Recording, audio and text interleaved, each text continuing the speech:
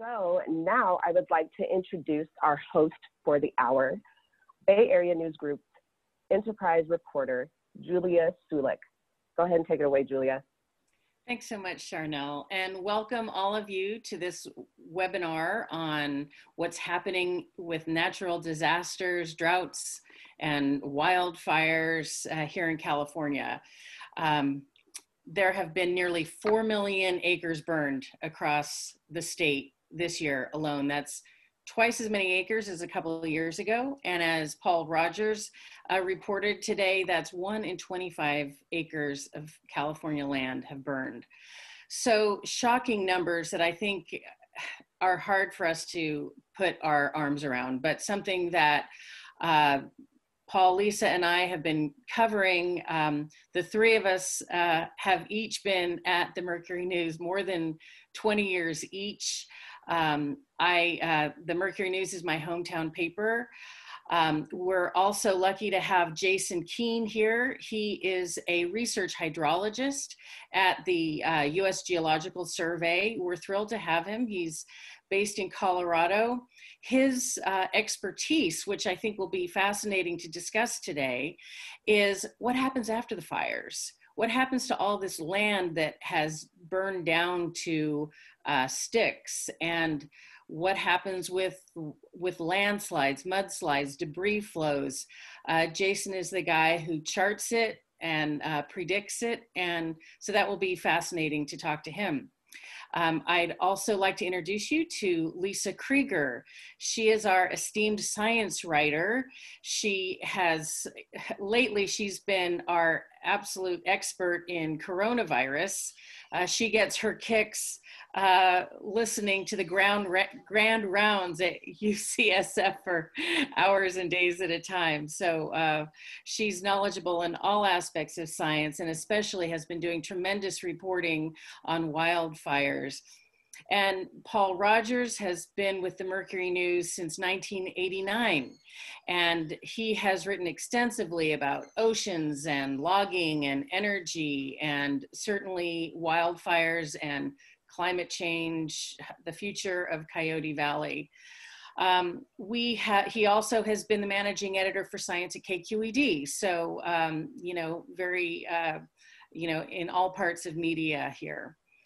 So we're happy to have you. We're going to get started with some of these big questions. All of us have been personally affected in one way or another by these wildfires and natural disasters as well. My family had a cabin in Ben Lomond, and there was a famous tragic landslide there in 1982 that the whole mountainside came down, sparing my family's cabin by a few yards, but burying our neighbors who we had gotten to know, including, young boys. So, these things are tragic and scary.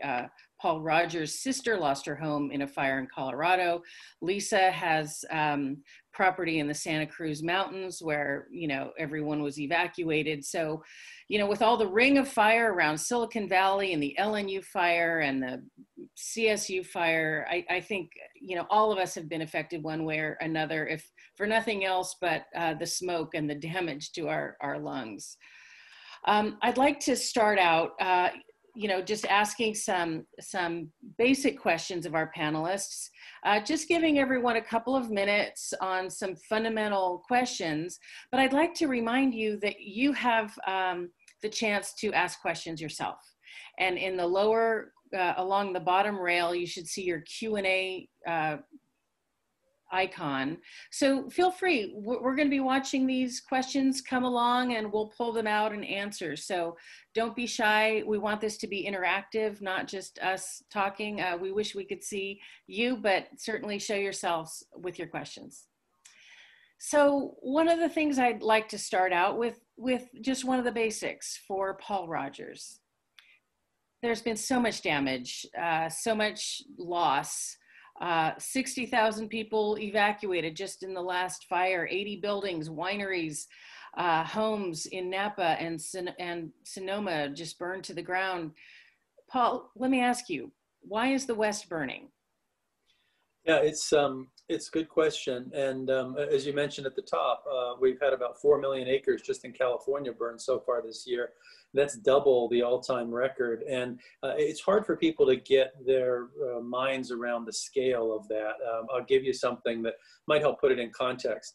Pretty much all of us have flown in an airplane over the Bay Area. We've flown into San Jose Airport. We've looked down.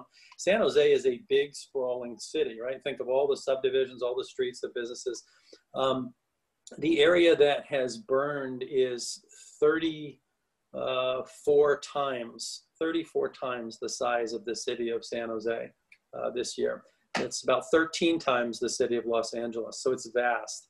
And the reason that we've seen so much this year, when last year was a mild year, last year we only had less than 10% of the area burned statewide that we've had this year.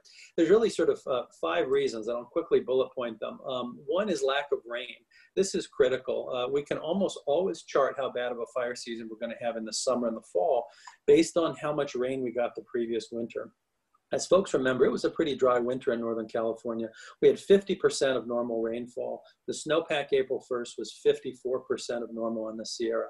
So when you have less moisture, the vegetation, the trees, the grass, the brush, it dries out earlier in the year. Lower moisture levels in the vegetation mean more flammability. Second, unhealthy forests. We've been putting out fires on federal and state and private land for 100 years. And before the gold rush, a lot of these forests used to burn every 10 or 20 years from lightning strikes, from native tribes. That would clear out the dead wood. But as we've put out fires, as we've moved into these areas, we've seen a very large buildup. And now we have tens of millions of acres that need to either be mechanically thinned or prescribed burn to reduce that fuel. Because when they do get fires now, they burn much more hot, much more out of control. They're basically unnatural for forests. Third is lightning. This is just an absolute freak occurrence. You know, we had a lightning storm in August. We had 14,000 lightning strikes with no rain. And you know, hundreds of fires all started at the same time. We haven't seen an event like that in California since 2008. So incredibly rare, incredibly bad luck to have that event on the top of a dry area. Fourth is heat waves. Remember the heat waves. Over Labor Day, we had 115-degree temperatures in the Bay Area, 120 degrees in LA County, 130 in Death Valley. These kind of heat waves further dry out the vegetation. And finally, dovetailing off of that is climate change. We have seen the climate steadily warm in California and around the world. And what that does is it doesn't cause these fires, but it exacerbates them. It dries out the fuels even more, and it causes hotter temperatures.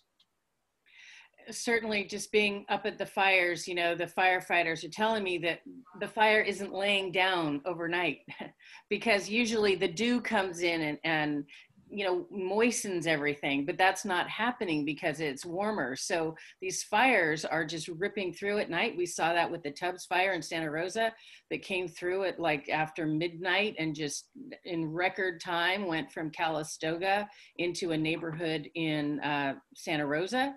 So, and, you know, we saw that again overnight with the glass fire. So that all certainly has an effect. Lisa, so tell me, what can we do to prepare for these disasters? Yeah, thank you. Good question. And I confess to being part of the problem as a rural landowner. I'm like 1 out of every 3 Californians live in this or have a home in this rural wilderness urban interface, which is where we're increasingly moving. So what do we do about that? And it's a great question. I think of it in 3 different ways. One is, how do you keep your home safe? And clearly there's zoning. We could talk about that, a defensible space. You're 30 feet of clearance, then 100 feet. How do you keep your driveways accessible, turnarounds? How do you make it possible for vehicles, fire vehicles, to get in and get out quickly and save your home? There's also the issue of construction materials. So it's really a coupled approach. Build your home as safely as you can, and then you make it defensible. And I have to tell you, from covering fires, you know, it looks random when you look at what homes are left standing and what aren't. It's actually not. There's a science behind it. And I've also spoken with fire crews.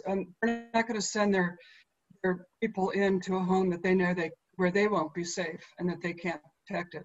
So they're making their own strategic decisions about which homes to protect and which aren't, based on your preparation. And we can talk about that in a little more detail. The second point is, how do we keep our communities safe? And this gets to the issue of creating fuel breaks, better roads, better evacuation routes. Can we create maps where the evacuations are much more orderly, less chaotic? It's sort of the same concept as defensible space for your home. It's a defensible space for your community, and then getting better at that. And then the third point, and we can talk about this further, and that is when a fire is approaching, how do we all get out safely? And this gets to the issue of telecommunications, which I have to say the most recent fires really magnified our failures in that respect, because it continues to be a problem where people don't sign up for the alert, the emergency alert. The alerts are sent out, not received, perhaps because of overloaded or damaged network, and power outages. And I think, you know, I think of it in those three different realms of local home, community, and then a very much larger community that needs to communicate with us to get out. Thank you, Lisa. And so Jason Keene from the U.S. Geological Survey here, can you tell us, I mean, with all this burned, you know what to look for when landslides might come. What do you think is ahead after all this? We've had these fires ringing all the hills, the Santa Cruz Mountains, you know, to the east, to the west, you know, to the north. What can we expect, and how scared should we be? Yeah, there's another set of hazards after a fire, and the biggest ones are flooding and debris flow. And we can expect those on the steep slopes that have been burned at moderate to high severity. And so we do applied research at the USGS to figure out where, when, how big, how fast, how far these debris flows might be after a wildfire. One of the biggest examples in recent years was the debris flows that affected the Montecito after the Thomas fire that killed 23 people and damaged over 400 homes. We worked with burned area emergency response teams by the U.S. Forest Service and CAL FIRE to give maps that show where we think problems might be.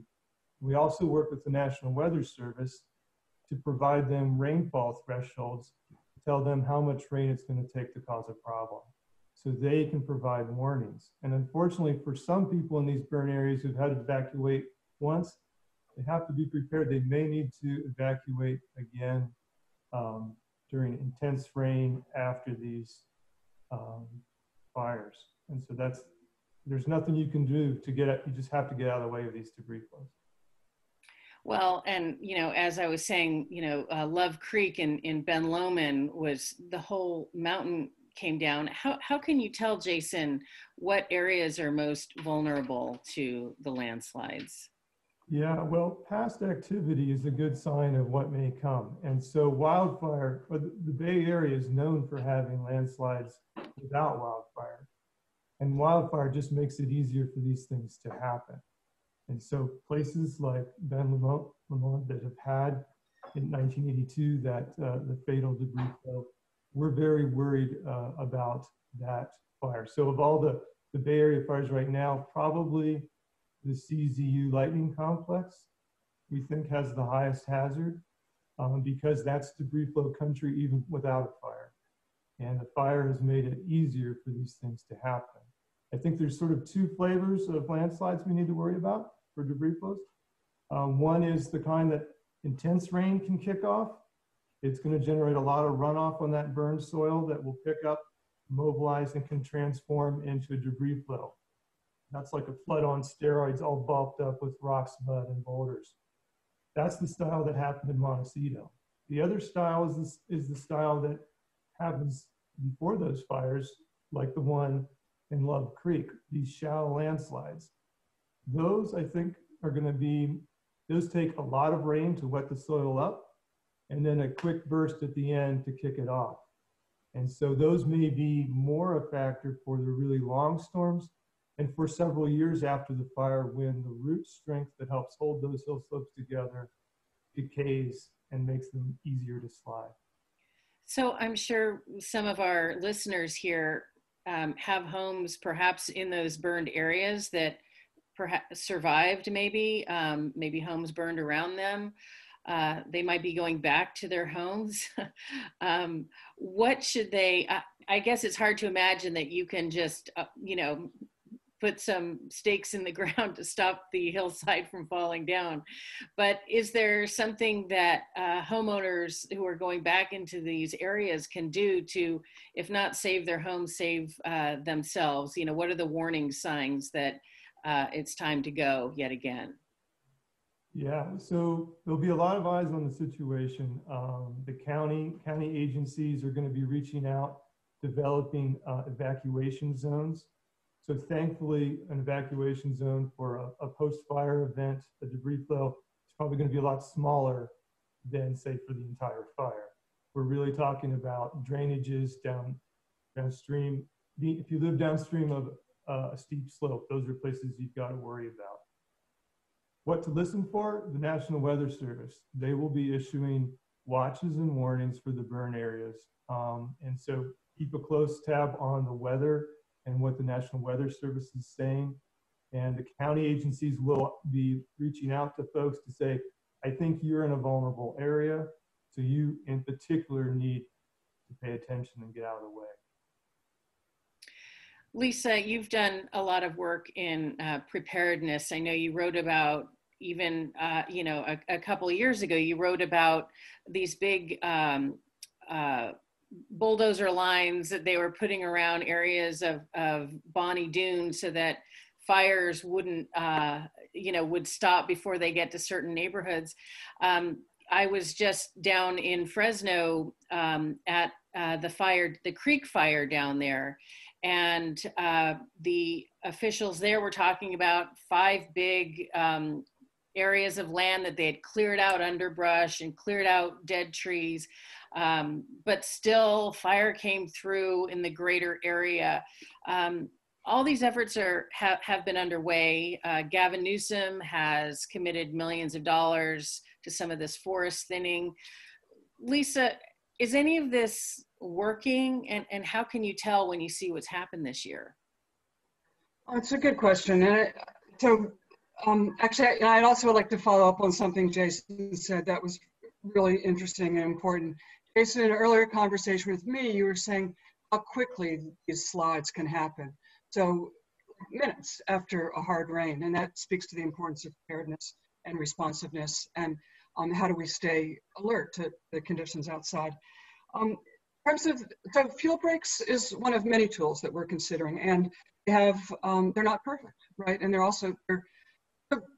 essentially, just to let people know what they are, they're essentially areas that have been cleared around communities that have been identified as high risk. And it's a really hard project, right? And why is it hard? It's because a lot of these are on private property. So different kinds of fuel breaks, but the most aggressive ones are, you're essentially clearing a lane, bring fire equipment in so that it can protect the community. And the sort of the conceptual underpinning of all this is fires will happen, and Paul can speak to this. We do need to let them burn, but we don't want houses and people to get in the way. So if we take that as a given, that we're going to have fires and they're going to approach our communities, how do we protect the community? So is fuel breaks, what they do is that it allows the chance for the vehicles to actually get in there, places that are otherwise inaccessible. And it also creates a break so if the fire is approaching, it just slows it down. It just slows it down, which buys you time and it gives them the chance to get control. So why are these complicated? It could be you could a fuel break on the southwest side of a ridge and the fire approaches from the northeast, right? And you know what your prevailing winds are, but it's really hard to totally encapsulate a village, although it's been done, a community quite a while down in Southern California protected itself that way. And it's very expensive. So it's, they say $2,000 to $3,000 per acre, which strikes me as low. And it needs to be maintained all the time, right? Because wild things grow, they grow all the time. So you really have to stay on it. So I guess my point being is this is one of many tools, and it's an important one, and one that people are considering, but it's not a once and done approach. Within communities, there are other ways that we can stay safe. I can elaborate on that. Well, just to ask Paul to speak further about this whole issue that California has been dealing with this, and a lot of criticism to California about not thinning the forests, and is it climate change or is it forest management? Paul, can you talk about some of the policies on the state level, the money going into these projects?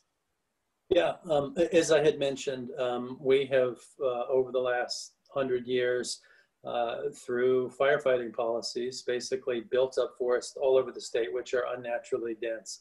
And we have a multi-billion-dollar job that is going to take decades to fix. You know, and so part of the question is, how do you do that, and how do you prioritize it, and you know, what is the state doing about it? California has been doing, in the last few years, a pretty good job starting to ramp up. Something to remember in all of these back and forth political fights is that both parties over the last 100 years have fought fires. Both parties have saved homes and communities. Both parties have supported the Forest Service and supported CAL FIRE's budgets to do this. And basically, there's something like 35 million acres of forest in California. California is a 100 million acre state. About a third of it is forested. When you look at who owns that forest, 58% of all that land is owned by the federal government. It's federal forest, national forest, like you see in the Sierras. It's national parks like Sequoia Kings Canyon or Yosemite or other national parks. And the feds actually have not put up as much money over the years to do these kind of projects. The state more recently has been doing more. Governor Brown approved a 5-year, $1 billion plan to do forest thinning. You know, I mentioned 58% is federal. 40% of the forests in California are owned by private property owners. And you can't force them to take care of their land. You know, the state can't come on and start chainsawing everything down and doing controlled burns if people don't want it. Some of these are small landowners, some of them are large timber companies. And so the state has to offer incentives for them to get out and do it. And some of the owners don't have the money to do it. It can be expensive, as Lisa pointed out. Only 2% of the forests in California are owned by the state government. These are mostly state parks. So in terms of the positive things that are happening, I mentioned $1 billion. California and the federal government and the Forest Service signed an agreement last month, which is to double the rate of thinning. So California will move to 500,000 acres a year, and the federal government will move to 500,000 acres a year, for a total of 1 million acres thinned or prescribed burn per year by 2025. Now, they're going to have to do that for at least 20 years, fire scientists say. And again, it's going to cost billions of dollars, because a lot of this wood that you have to thin out is dead. It doesn't have a market value. We're looking for some markets for it. You can make chipboard out of it, but there aren't a lot of sawmills in some of these places too. So you might have to drive a logging truck full of dead wood 100 miles. And then the cost to do that is more than what you can sell the products for. So we've got ourselves in a deep hole. We know how to get out of it, and we're just getting started. You know, I want to remind all of our listeners, feel free to pose questions to us. We're ready and raring to talk about what's important to you. So please, in that Q&A button in the lower right-hand corner of your screen, just click it and send a question. We'd be happy to answer. Julie, can I just jump in on Paul's Sure. comment? Mm-hmm. And this is specific to Napa and Sonoma, which is fascinating, looking at land use. How we've used the land has changed. You know, that area used to be heavily grazed, and then there was also a little bit of logging, and now there's small parcels, you know, maybe 3 to 5 acres, often by older homeowners, which, as we mentioned, it's expensive. It's hard for them to get out. So land used to be much more aggressively maintained than it is now. So that's changed. And as we move into these wilder areas, small parcels, not maintained, and we also complain about smoke. So if there is a fire or a controlled burn, we're in it, right? And you know, all these calls to the Air Resources Board, people complaining. So land use has changed, we've changed, California's changing, and our regs need to change with it. Jason, you know, one thing that we've seen, you know, after the fires, certainly up in the Tubbs fire and elsewhere, that people have these rolled sod, like they look almost like snakes or whatever on their property that, you know, are supposed to help with something. Can you talk about things that maybe even homeowners can do to help with their properties, their sloping properties? Sure. I mean, those kinds of straw wattles are good for controlling minor erosion that you might expect on a low slope, you know, next to your yard. You could have other, like K-rails would be the next step up. What are they? K-rails or Jersey barriers, what you see on the highway during construction, the big concrete long things that keep you in the lane. Those can be anchored to the ground. Those, usually the county would bring those in to deflect flooding and debris flood. But if it comes to a debris flow, you can't, a K-rail is just going to become part of the flow. And so that if you're next to a really steep slope that's burned at moderate to high burn severity, then you just got to get out of the way. There's just nothing you can do. And as Lisa mentioned, these things can start very quickly. The ones in Montecito started 5 minutes after the intense rainfall. So it goes real fast. Okay.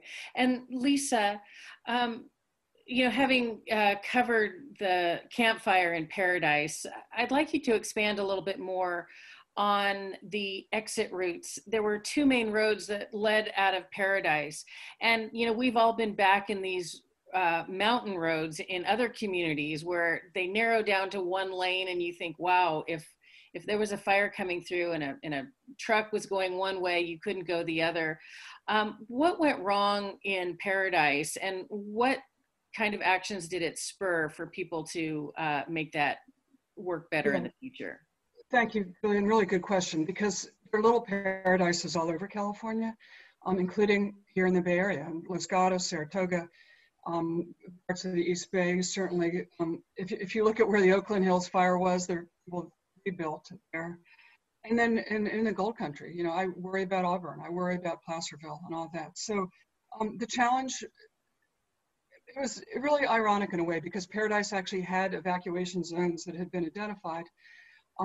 The implementation was the problem. People didn't know what zones they were in. There were people, I was watching Twitter at the time, people were literally tweeting saying, how do I find out what my zone is, as the fire was approaching. And then the messages that went out to evacuate, not get to where they needed to be.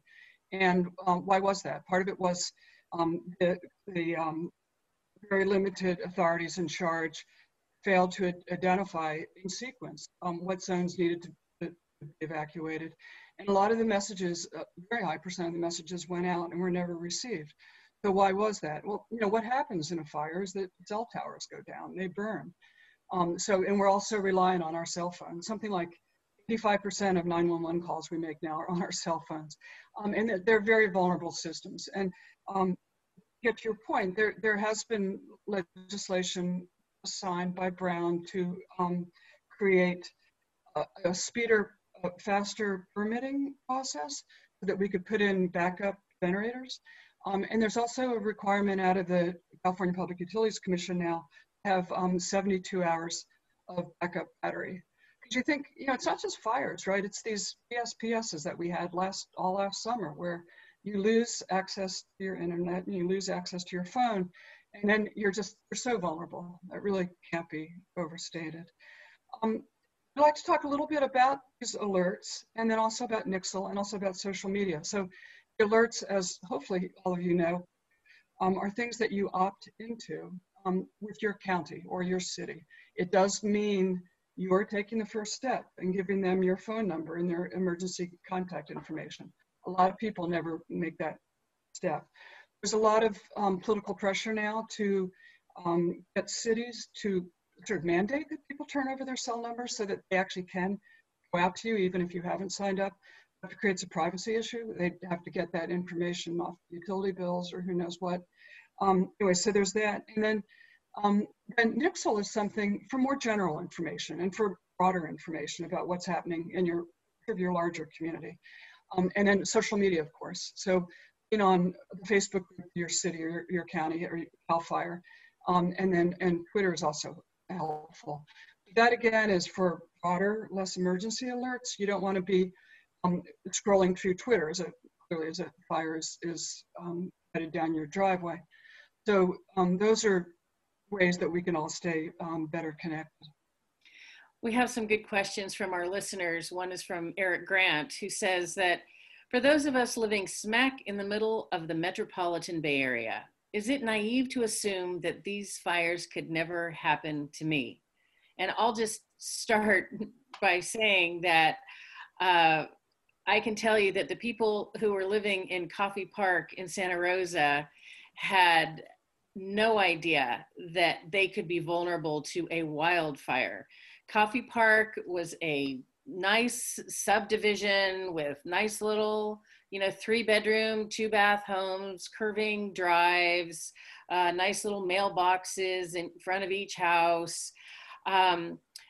They were so shocked that the fire had come down from the hills to the east through Mark West Springs Road, down Fountain Grove, had jumped across Highway 101 and had burned like the Burger King and the Kmart, right in the middle of things, and just went right to this sort of Rockwellian neighborhood. And they were so shocked that we interviewed folks. We were able to get body cam footage from first responders who were going through the neighborhoods trying to get people out. And there was a guy in his hose, with his hose. We tracked him down and found, the guy on the other side of the body cam. We found his address. We talked to him, and he said, I figured that the fire trucks would be, there's a fire, and there's going to be a fire truck who's just going to come like any fire truck comes to a house fire. He had no idea at 11 o'clock at night what was happening. And for, first responders to explain that you have to get out right now, it just was like the Twilight Zone. It was surreal to these people. But Paul or Lisa, do you have something to say? Should we worry here on the floor of Silicon Valley or in Walnut Creek?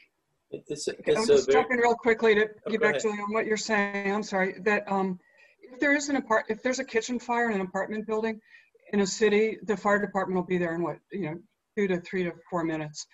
If you're out on the edge of town and they need to alert other departments and coordinate a response, it's going to take a whole lot longer, which is the importance of preparedness there. I'll get Paul, you can talk about specific risk of more urban areas versus rural. Yeah, I agree with everything that's been said. And as Julia mentioned at the top, my sister's house in Colorado Springs burned down 8 years ago in a wildfire. Colorado Springs is a city of 400,000 people. It's the same size as Oakland. It's the second largest city in Colorado behind Denver. She lived in a subdivision just like Coffey Park, with cul-de-sacs and sidewalks, and the national forest is miles away. And what happens in that fire, and what happens in all these fires, is you have certain conditions where it's very hot and it's very dry and it's very windy. And so if a fire starts in a rural area up in the hills, the embers can blow down. And the embers, as we've seen in the fire going on right now in the wine country, can blow a mile or 2 or more. And so more than 400 homes burned down in my sister's subdivision. They never thought they would have any fire risk. And, a week after it started, the President of the United States was walking down her street with cameras from CNN looking at all the foundations that were left. So if you live in a dense urban area, if you're in an apartment building in downtown San Jose, you're not at risk of wildfire. But if you are in subdivisions that are near the edges of these places, and particularly some of these small towns around the Bay Area, Julia, you mentioned Los Gatos. The one that really scares me the most is Mill Valley, and there's other towns up the peninsula like this where you have to drive up streets and the trees are covering the road. I've been covering fires where I've been with engine crews and they won't drive down those streets because once the trees start on top, they can't get out. I've been at fires where fire crews did drive down the street. So fires were so hot and so loud and so chaotic that the commander had to take out an axe and cut the hose of the firemen working on the line so they would know it was time to run for their lives and drive out of there at 60 miles an hour. So there's places all over the Bay Area that we all know that aren't out in the middle of nowhere that have overgrowth like this or are next to overgrowth like this. And so I think this is just a good reminder this year that just like people in Florida have to prepare for hurricane season, we should prepare for fire season. You should make a list of what you would bring, the key things. If you had 5 minutes, if you had 15 minutes, if you had a half an hour, you should go through your house with your cell phone and make a 5-minute video of everything you own, including opening all drawers and closets, because if your house does burn down, or if there's an earthquake and your gas pipe breaks and your house burns down, you've now got a record for the insurance company, and store that video up in the cloud, up in Google Docs or somewhere else. It's just something that we just need to be a little more aware of. As we say at the beginning, 1 out of 25 acres in California has burned this year. Already 8,000 houses have burned down. And it's not like the climate is going to be getting any cooler over the coming decades. This is something that we have to live with. It's something we can deal with. We just have to be more aware and more present about it. Jason, we have a question for you from Fred Booker. He says, he asks, is there a rainfall intensity that one should be concerned about regarding debris flow generation? I mean, I can tell you, my parents have a cabin that was close to the Carmel fire just a few weeks ago. And there's a big hillside right behind it. And ever since they've had this cabin, I've always been worried, fire or not, how much rain, like when should I worry and say, get the heck out of here? I mean, is it like a sprinkle? Is it a downpour? Is it, how can people know when to go? Yeah, no, that's a great question. And so the Weather Service has this number in their back pocket they're going to be using for warning for this coming winter. And it's 0.2 of an inch in 15 minutes. That is not a lot of rainfall. That's rainfall that it's a thunderstorm. It's heavy rain. It's like when you put your windshield wipers on high, but you can still keep driving. We probably all put our windshield wipers on high a couple times a year.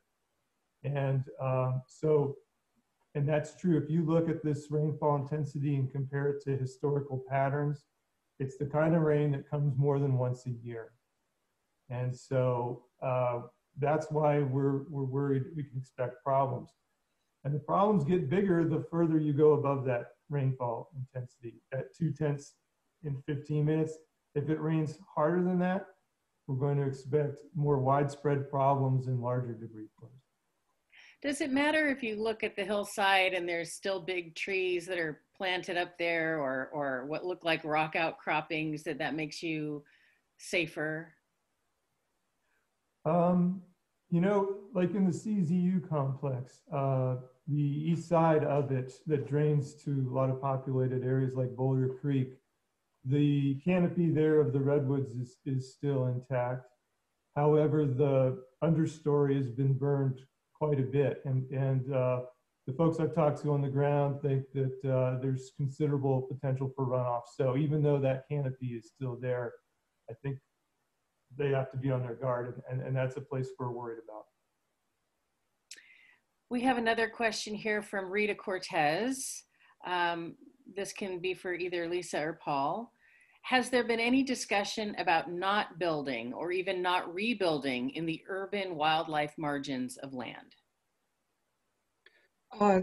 Certainly discussions, no formal steps. I think there's increasing recognition that the safest places for people to live are in the more inhabited areas that have already, where there's already development. And the whole, you're familiar with the term urban infill. So rather than spreading out throughout the state, can we keep people more centralized? It's very hard to take private property and condemn it. And not hard, I'd argue it's essentially very, very hard And I would be, Paul can speak to the politics of that, I'd be extremely surprised to see that happen. But I think moving forward as we start, and this is very much a local issue, right? As counties decide where do we want to put our future growth, this is something that can be influenced on the community level. Where do we issue building permits? And if we issue building permits, what are the requirements there? And clearly insurance plays a role too as well, right? Because if it's can't insure your property, there's a lot less incentive to build there. So Paul, I know you've thought about this a lot. What do you think? Yeah, that's one of those really interesting intersections between what scientists say should happen and what the political reality is. You know, Gavin Newsom has been asked about this several times at press conferences, and he won't go there. He basically says, I'm not going to tell the supervisors in Mariposa County where people can build or where they can't. And to your point about condemnation of land, the Constitution of the United States, the Fifth Amendment, says that you cannot take private property from people without just compensation. So that is a fundamental right that you can zone land. The Supreme Court has established that. You cannot take the full value of someone's property. The government can't without paying them.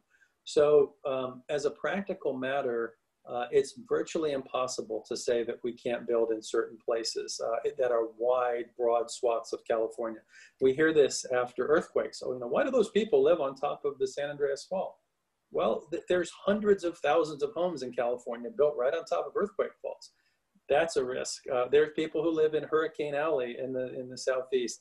All over America, there are risks. And so rather than trying to say, we can't build anywhere in these places, which again is not politically realistic given the Constitution, what we have to do is reduce and mitigate that risk. Probably, you know, 3 large areas, as Lisa has mentioned, tougher building codes. We're doing a good job on that. The question is, how do you retrofit all these old houses in these places? It's going to have to be tax credits. It's going to have to be other incentives and programs. Second, fuel breaks, like she said. If you folks who are watching want to see a good example of a fuel break, there was a $9 million fuel break that was just completed last year along Highway 17. It runs from Los Gatos all the way up to Summit Road.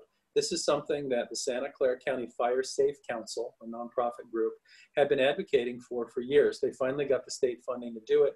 Crews were in there for 3 or 4 months. And the problem was, again, trees hanging over the road. People who lived in the Lexington Basin were worried that if there was an accident, and cars always wreck on Highway 17, you could start a fire that spread into the canopies. Now when you drive through there, most people barely notice, but there's a lot of space. You know, it's still beautiful. There's space in between the trees. The trees aren't hanging over the road anymore. We can do more of those types of projects as well.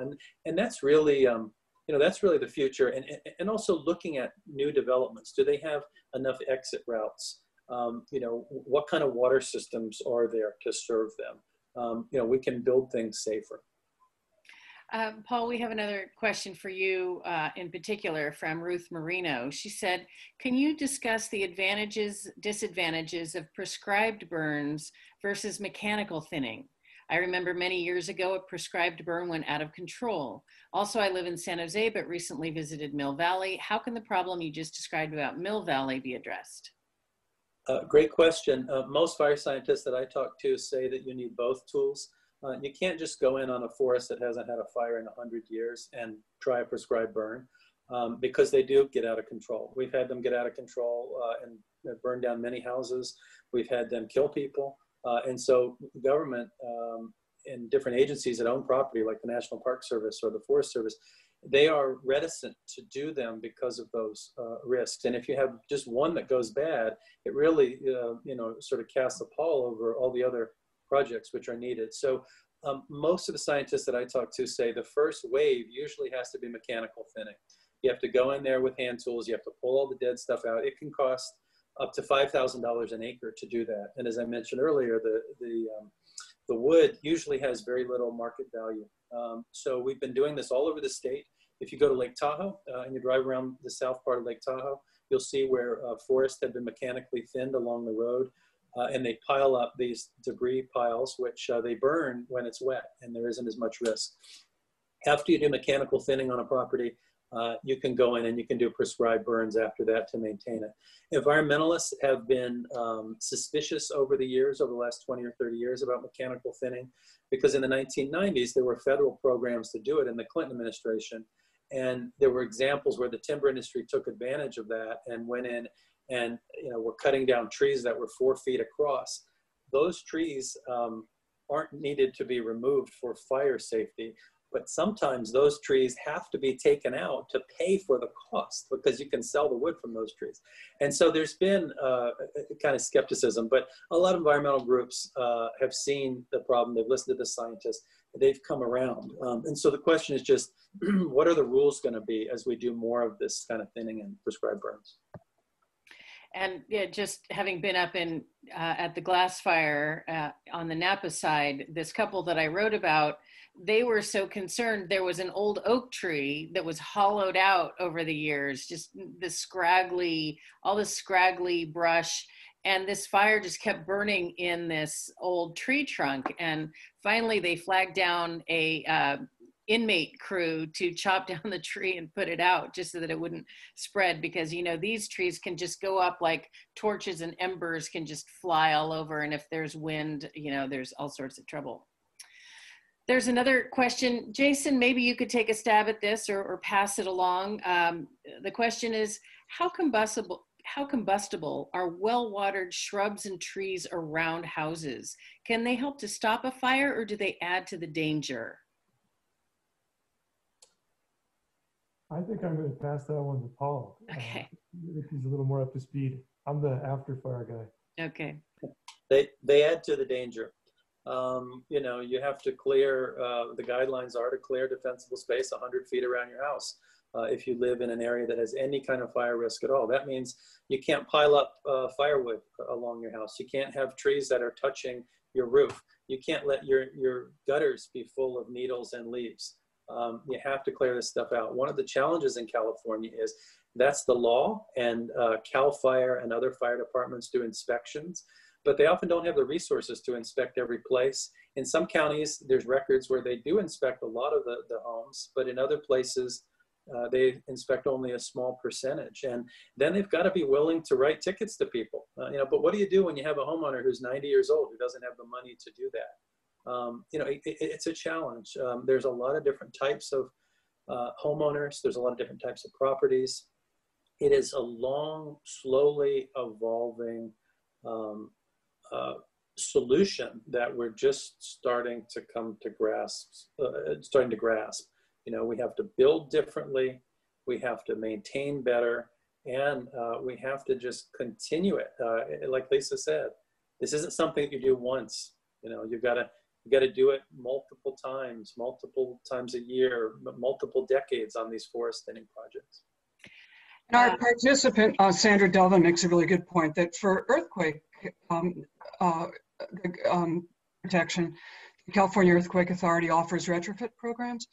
There's nothing that I'm aware of, and maybe there is, Paul, that you're aware of similar programs for retrofits, fire prevention retrofits for homes, really help homeowners. And just to piggyback on that, I've spent a lot of time making my property safe, and it's not reflected in my insurance rates at all, and that's enormously frustrating. So I think, it's a carrot and stick approach, right? And we need to create better incentives. We have a number. Are you aware of any retrofit funding that's available from the state? I think there are a few programs, but nothing huge. We've had attempts to fund these things, and there are issues in California that make raising taxes difficult. I mean, Jerry Brown put in place a $150 fee on rural homeowners to pay for more fire programs. And rural homeowners got really mad about it, and they fought it in the legislature, and they got them to back down, and they defeated it. So, if we're going to offer incentives for people, we have to pay for it somehow. We're getting a lot of questions about, fire insurance, and Peter Joseph asks, how long will the property insurers stay in the business, and can the state compel them to stay? I was covering the fires on the other side of Mount Hamilton, down in those rural canyons, and a number of families have been there for generations, and new homeowners, they just can't afford the fire insurance anymore. And unfortunately, that was one of the reasons that a number of them decided to stay and fight the fire, because they knew if they lost the house, they wouldn't be able to recoup the expense. Paul, do you have a thought about that? I mean, how long will property insurers stay in the business? This is probably better suited for Lisa, who actually is, in that area with her property. But we have seen year after year a decline in the number of insurance companies that are willing to rewrite homeowners insurance policies for people in some of these fire areas. It's a growing problem.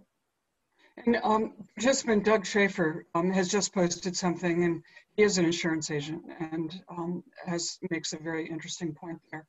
And then Doug also made an interesting point that a lot of people in the WUI areas like Berkeley and Oakland don't have 100 feet of property to maintain as defensible space, and that those 5 feet right next to your home are the most important. So we think of protecting your property in terms of zones, right? It's coupled. So first 30 feet is where, you want the leaves out of the gutters, you want the no low-hanging branches.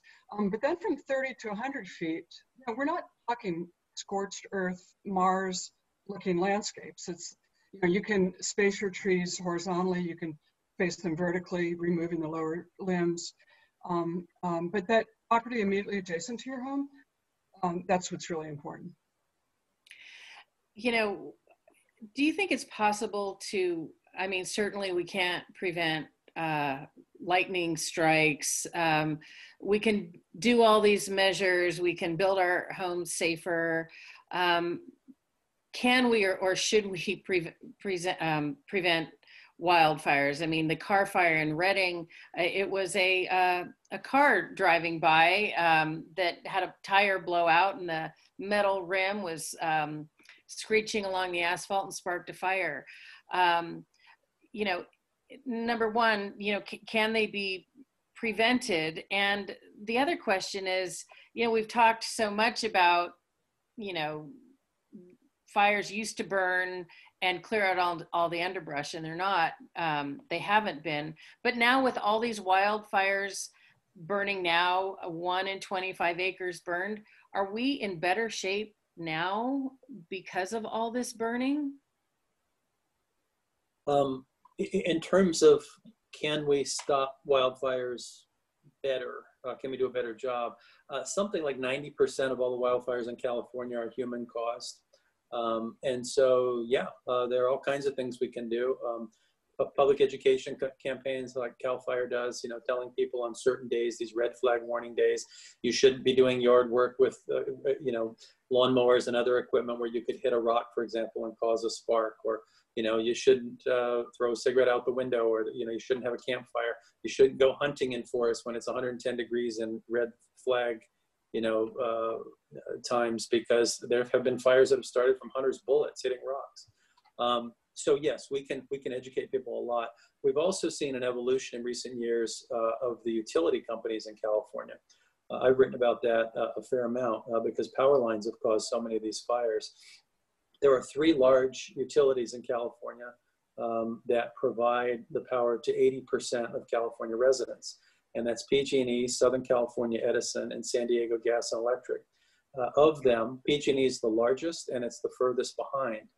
San Diego Gas and Electric began this issue 10 years ago, burying power lines, putting in steel poles, hiring dozens of forecasters, putting in the types of devices on their power lines where when you have to do a power shutoff, a much smaller group of homes is shut off rather than a big area. PG&E was dealing with the gas explosion it caused in San Bruno in 2010. And it was very far behind San Diego Gas and Electric, who took those actions after big fires in 2007 that happened in San Diego. PG&E is now catching up, and these power shutoffs that everybody hates, they're pretty effective. We found already in the last year that they've been doing them, that wires have blown down in places that would have started fires, but the power was turned off. So yeah, we can do more as a society to reduce the risk of fire starts. Jason, with these threats of debris flows or landslides, is there anything homeowners can do, and maybe it's counterintuitive. We're talking about clearing, defensible space, but is there something homeowners can do to stabilize their land so it's not as vulnerable? Well, on those lower slopes, you can install straw bales or those thick ropes of straw, to deflect or to prevent erosion on the low slopes. But again, the steep slopes that are burned, there's not much you can do. A concrete barrier like you see on the highway, those may be deployed by the county in some spots to help protect the driveways along the road and funnel the flow down the street. But the big stuff, the stuff that kills people, you just have to get out of the way. Can you tell us, now, you have maps that show the most vulnerable areas. Can you talk about where some of those most vulnerable areas are as we go into what is the winter, traditionally rainy season? Yeah, we've been working with burned area emergency response teams with the U.S. Forest Service and CAL FIRE watershed emergency response teams to make these hazard maps, which is the first step in a process to assess the risk to life and property. And so far, yeah, the hot spots, I mentioned the CZU lightning complex in the Bay Area. I would say that's a very high concern for us because of the past landslide activity, because it's one of the rainiest parts of California. It's the wettest part in California among it. The other place where there's a lot of hot spots in Southern California, and that's sort of the capital of post-fire debris flows, is the San Gabriel Mountains, Santa Ynez Mountains. There are several fires in Southern California, the Apple fire, the El Dorado fire, the Ranch 2 fire, and now that big Bobcat fire. We have done monitoring there in the past, and that same 0.2 of an inch of rainfall in 15 minutes kicks those things off. And the other thing is, it's not one and done. You can have multiple flows over the course of a year. So just because something happened in the past doesn't mean you're safe going forward. They can keep happening because there's still plenty of sediment on the hill slopes.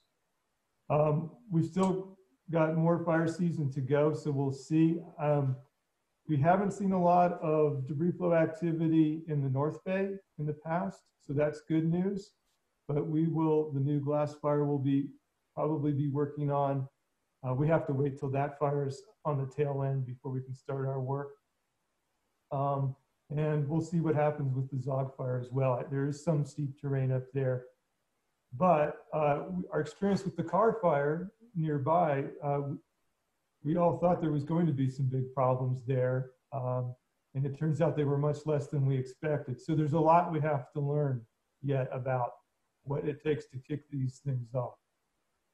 It's almost 11 o'clock, but there's so many questions from you. We're happy to stay on for a few more minutes to take some more questions. But one extra thing for Jason, with all this, these landslides in Santa Barbara, have you and your colleagues been surprised by anything over the last few years, or learned something that maybe was a little unexpected and tells you something that maybe you didn't know before? Well, that Montecito event, we were fairly certain there was going to be action. There was going to be some movement. We didn't know where it was going to be in that large fire, which at the time was the largest and now has been displaced. But I didn't expect it to be that big. That was a 50-year event that happened before the fire was even out. And I did not expect to see so many car-sized boulders and larger through that event. We spent 3 weeks mapping those deposits, and that one definitely caught me by surprise. I thought there were going to be some flows, but I didn't expect it to mow down a whole town. So can you talk about the technology a little bit of landslide detection or debris flow detection? And we put in monitors that detect any sort of shift or moisture content of the top layers. Yeah, things are a little bit further along for the shallow landslides that we see in the unburned areas. And in fact, some colleagues in the Bay Area, there's a network of Bay Area landslide monitoring sites, and they're monitoring the soil moisture conditions in the hill slope. And when they think that the conditions, when they detect that the conditions are getting saturated, when the slopes are getting waterlogged, that's when they tend to fail. And in fact, there's plans in the works now to install a new one in the CZU lightning complex, because we're not sure which flavor of landslide we're going to get there. And so we need to learn more. And so it's a series of soil moisture probes that will essentially detect how waterlogged is the soil. And when they tell us it's waterlogged, then we know the conditions are prime. And then if a big storm comes, delivers a lot more rain, then that could really kick it loose. Paul, what should we expect? Is this going to be a wet year that could exacerbate these problems that Jason is talking about, a dry year? What kind of predictions are reliable? Great question. A lot of people are asking it. What most meteorologists will tell you is, despite all the long-range predictions we see, everything from NOAA to the Farmer's Almanac, we don't really have a good way to forecast accurately anything beyond 10 days. We look at El Nino and La Nina conditions. Some people think that when you have La Nina winter, meaning cooler water at the equator of South America, that transfers to generally being drier winters for California. When you look at the data, though, that's not accurate. We've had 11 La Nina winters since the 1950s in California. Half of them have been wetter than normal, half of them have been drier than normal. There isn't really a signal there. There's more of a signal with El Nino when we do have warmer water at the equator. That does affect rainfall more. There's more of a historical connection there. So I mentioned at the beginning, we've only had 50% of rain last winter. We're in pretty good condition in terms of water storage right now. The main reservoirs around the state, Shasta, Oroville, Folsom, San Luis, those are half full, which is about 75 to 80% of where they are normally this time of year. But we do need a normal or better winter this year, or we will be going back into another drought. So I think we're going to wrap it up shortly. Is there anything else that our panelists would like to add about what people should do or expect ahead? Lisa? I would just ask readers to write us. Our email addresses are handy. I'm happy to answer questions, happy to send resources. It's really hard in a 1-hour format to describe all the different aspects of this, and it's such a rich topic and a fast-moving topic. So feel free to reach out, and we're happy to help. Jason, any final words? Just that if you live in or near a burn area that's steep, listen to the National Weather Service and the weather reports, and be prepared to move. And Paul? Yeah, fires are a natural part of California's Mediterranean landscape. We chose and choose to live here. We should pay more attention to them. And we should remember that they aren't going away. They're probably only going to become more severe. And we have another month of fire season in California. Fire season isn't over until it starts raining. And often in California, some of the most severe fires, from the Oakland Hills fire to the Camp Fire in Paradise, have happened in October or even November. So everybody should stay alert for another 4 to 6 weeks and keep your fingers crossed for rain, but not too much rain, listening to Jason. Well, thank you all very much for listening in. Your questions have been great. It's been our pleasure to speak with you. Charnel is going to wrap up with a few final thoughts herself. And all the best, everyone, and stay safe. Charnel? Yeah, thank you, Julia. Thank you for hosting, Julia. And thank you to our Bay Area News Group panelists, Paul and Lisa. for giving us that much needed insight into extreme weather in the Bay Area. And then I want to give a special thank you to Jason for joining us from the U.S. Geological Survey. We definitely appreciate you joining our panel and sharing your expertise with our subscribers. It was a lot of information, a lot of helpful information, so thank you all. So that brings us to the end of our event. I'd like to thank you all for joining us for the hour. We will be sending out a recording of this webinar, so please be on the lookout for that. It'll be sent in email. And again, a reminder for our next event on October 22nd at 10 a.m. It'll be all about endorsements and the process our editors have taken to make over 100 recommendations for the November 3rd election. It'll be a good one, so I hope you guys can all attend. And please remember, if you have time to fill out the post-survey webinar poll, please do so at the end. Thank you all for joining us again, and I hope you guys have a great rest of your week.